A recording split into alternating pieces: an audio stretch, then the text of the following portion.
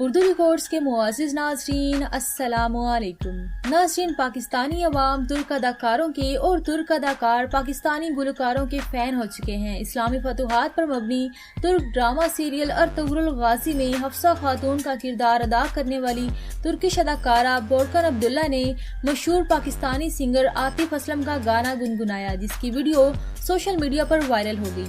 नाज़रीन, गुज़िश्ता रोज से बोरकन अब्दुल्ला की एक वीडियो वायरल हो रही है जिसमें वो आतिफ असलम का मशहूर गाना मुसाफिर के चंद बोल गुनगुना रही हैं।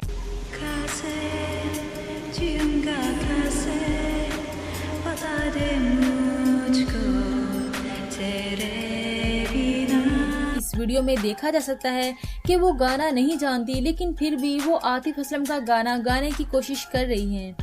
बोरकन अब्दुल्ला के इस अंदाज को सोशल मीडिया पर बेहद पसंद किया जा रहा है और कुछ मद्दाहों के नजदीक तो इनका इस तरह से गाना गाना बहुत ही प्यार भरा अमल है। नाज़रीन, याद रहे कि बोरकन अब्दुल्ला ने ड्रामा सीरियल अर्तुगरुल गाज़ी में बहादुर बमसी की अहलिया हफ्सा खातून का किरदार अदा किया था।